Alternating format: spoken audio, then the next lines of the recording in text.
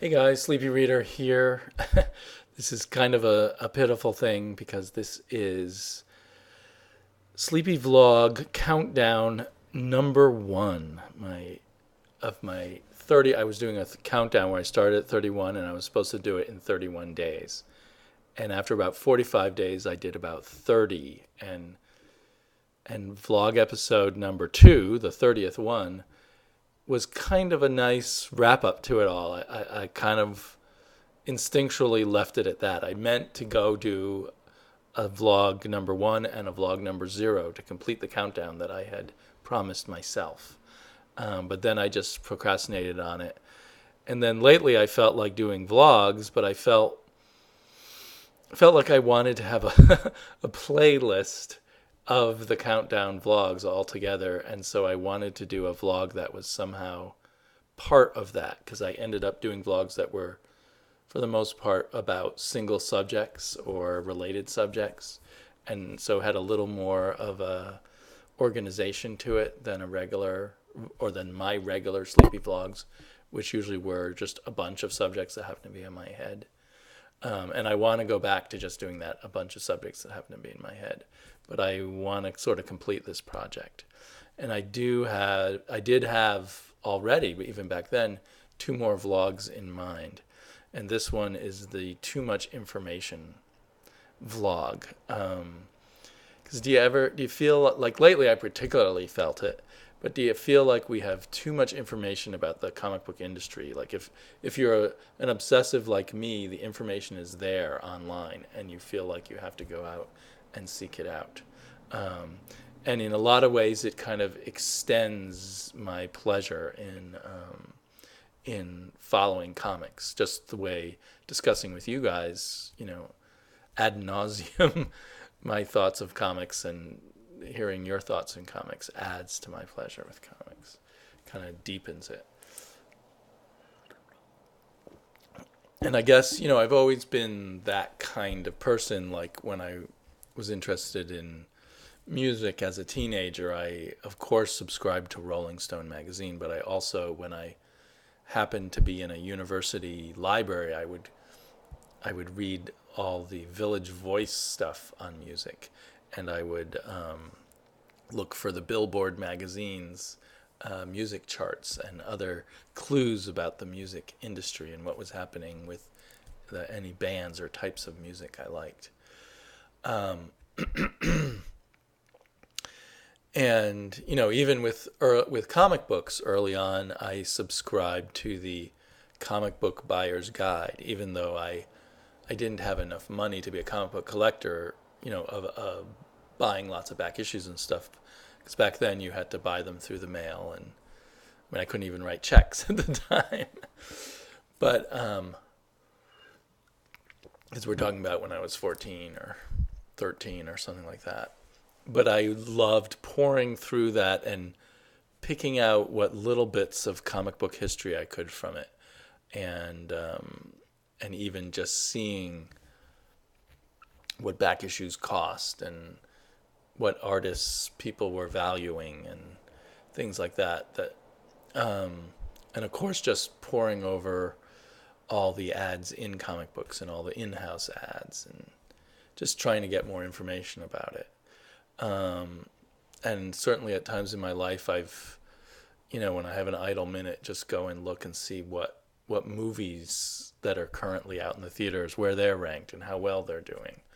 Maybe it's like a horse race or something. You want to see how the things you like are doing against the other things. And so with the at CBG, Comic Book Buyer's Guide, and in other places they do it too. They post every month the top 300 comic book sales from comic book stores from Diamond Distributors list of comics, and they tell you how many comics they've sold and how much money they made, and they rank them all, and they give a percentage of. If the sales have gone down, it gets a negative percent, like negative 10%, it's going down. Or if the sales are going up, it gets just 10%. And to show you, and it shows you exactly how many issues the sales have improved by the month before compared to the month before. and it's pretty depressing because most comic books are going down, and as you start, or I started looking at it more closely, saying what's going down and how bad is this, because I'm hearing stuff where people worry the comic book industry could go in the toilet and cease altogether, and we're having a bit of an upswing now, so that's good, but it's still a sense that it's in danger and it's a fragile industry. And there's that sense that if you're not buying a comic book, you may be causing its demise. If you're waiting for the trade, you might be causing its demise because it needs to sell well in single issues to survive. And so that's kind of too much information. I shouldn't at all be thinking about the sales when I'm picking what I want to read. But I am worrying about it because books that I like disappear, and it's usually because of sales. And so I'm getting over involved in the whole thing. So one thing I was doing on Twitter for about the last year, I think I stopped about a month or two ago, I was going through that list of 300 and quickly looking for ones that had a positive percent that their sales were going up. And there was always only a few handfuls of those out of the 300, which is hard to understand an industry where sales are always going down. So they start at number one and they always go down, and they seem to continually go down, which seems nerve-wracking. So anyway, to cheer myself up and to feel that comics were full of hope, I would quickly pick out the ones with the positive percentages and kind of organize it a little bit and post it on Twitter. Here's the comic books that are trending up this month. And sometimes it would be because of crossover events. Sometimes because of some big change, like when Green Arrow changed creative teams to Jeff Lemire and Sorrentino.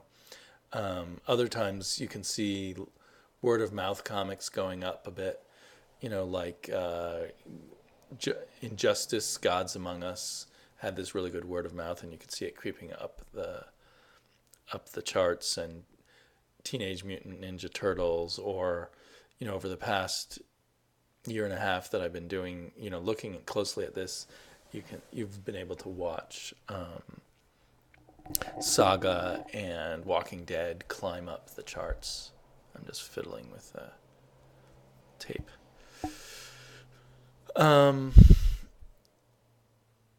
So, and all of this kind of leads us to the kind of thinking about, if you don't buy it in single issues, it might disappear. So even things like I, Vampire, that seem to do very well in trades, and it promised to do more sales in trades over time, or other books. That's just the one that pops into my head.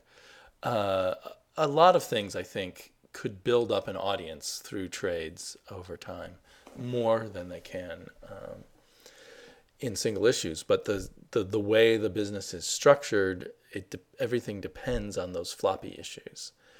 And then it annoys me that the industry feel it's kind of the easy way out, I guess, to say we have to have all the profit. We have to have a really sizable profit now, or a really decent profit now, or we're not going to continue, even if there's a promise of a healthy chunk of profit later on. And maybe someone like Image can do that better.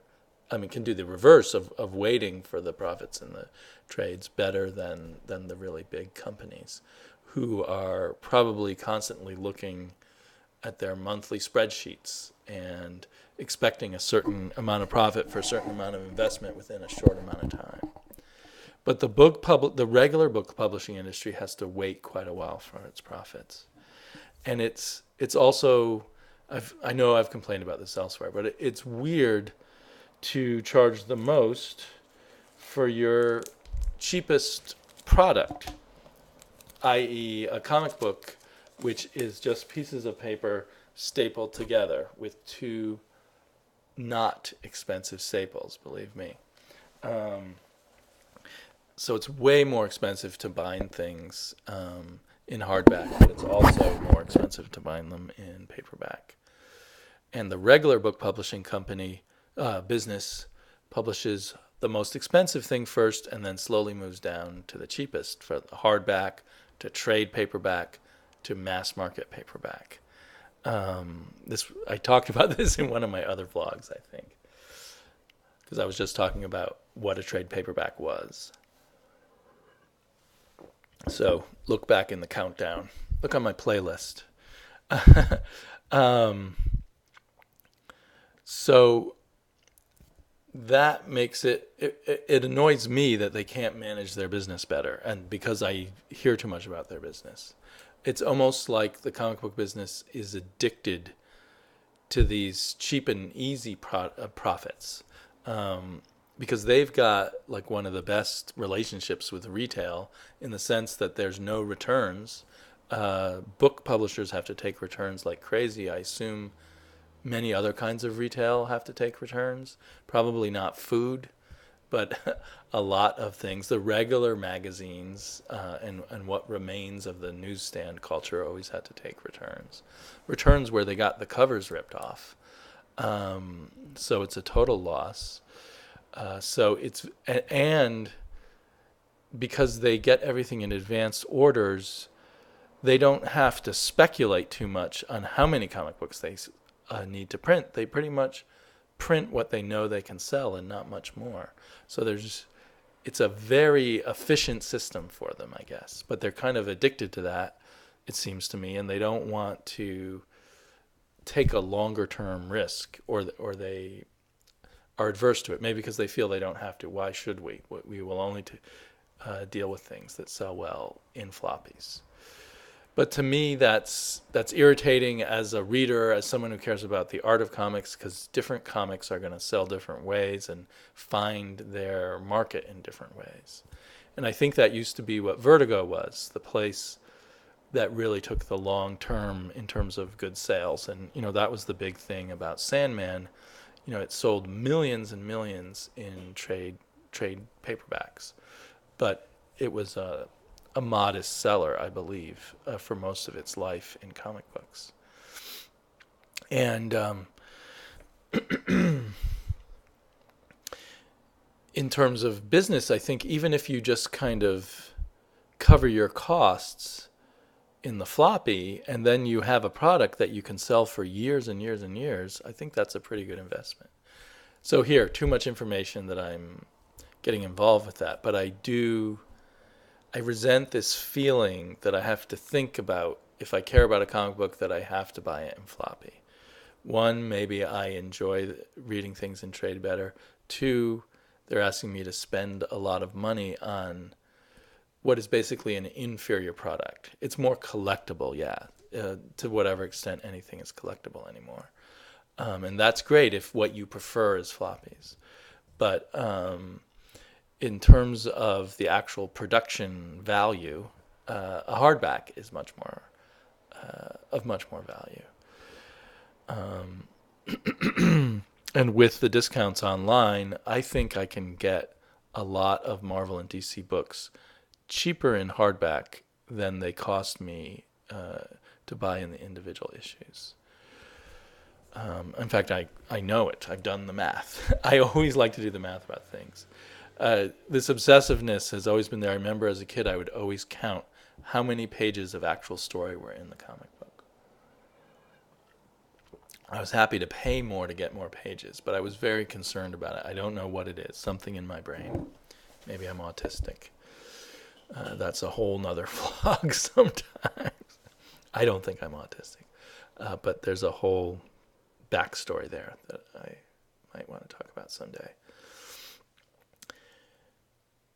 And adding to my kind of resentment on this whole thing is almost all comic books these days are written for the trade. And if they're written for the trade, then God damn it, they should invest in the trade. They should, and if what they really love are those monthly sales, don't write for the trade. Write things that are more satisfying as monthly comics. it really doesn't make sense. I think maybe it goes back to the success of things like Sandman and the huge amount of money that they've made on the Watchmen and certain Batman books and stuff like that, that they started seeing this additive value. You could make your whatever. I'm just making up numbers. Like you can make your $40,000 profit on a comic book one month, and then eventually, see hundreds of thousands of dollars in profit over the years after that. And that was so desirable. They wanted both. Not once they discovered the new money in the collections later on, and they just slowly started more and more writing for that.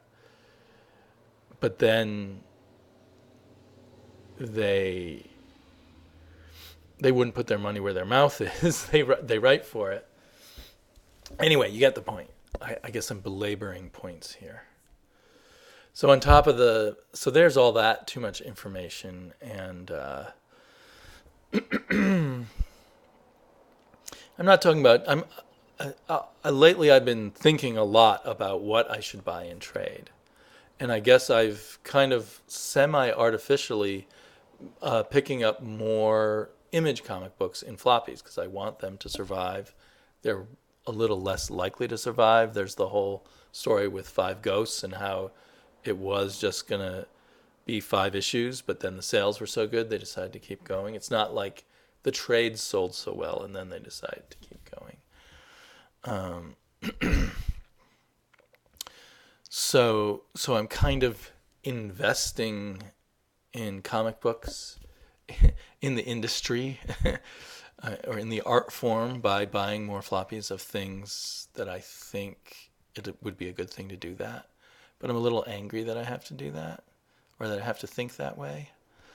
But I'm also kind of angry at the endless stories, at the writing for trade. That's the part that really sticks with me. If you want my monthly money, write for my monthly money. You know what I mean? Maybe the books are gonna sell just as well if they're just collections of loosely connected stories rather than all one long story. And writing for the trades in the sense that even the trades have cliffhangers and go on, so they're not even complete stories, is kind of like treating the trades as individual issues.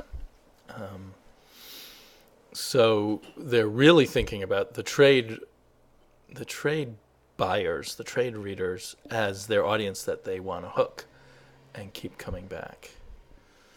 I don't know. Does all that make sense? There really is a thrill in buying things monthly, and once you get into the habit of it, it's kind of it's hard to stop. Like, it's easier to read each monthly installment rather than. So my trades tend to wait on. I buy the trades of things I'm interested in, but I always put priority in reading to the monthly things, even though, a number of those monthly things I can't remember everything of the story, and I kind of think, I need to go back and read the last 6 issues again, which would be the trade. So anyway, my compromise is I'm going to still buy a pretty big chunk of monthly comics for the fun of it, and picking out some ones in particular that I want to support. But I'm also looking very closely at what I can buy in trade later, with perhaps not being the person who causes the comic book to not be published, and that I will enjoy more in trade. That might come out in a beautiful hardback that I would like to have on my shelves. So anyway, that's my little screed. In other news of too much information with the internet, there was a bit of a sex scandal about one writer, and I read too much about that, and I wish I hadn't now. In the end, I didn't really learn anything and don't know any more about the comic industry than I did before, in any positive way, certainly, but even in the negative way. I just kind of know embarrassing, tawdry stories about one creator now. So anyway, I guess gossip's always good. I don't know. Talk to you later. Bye-bye.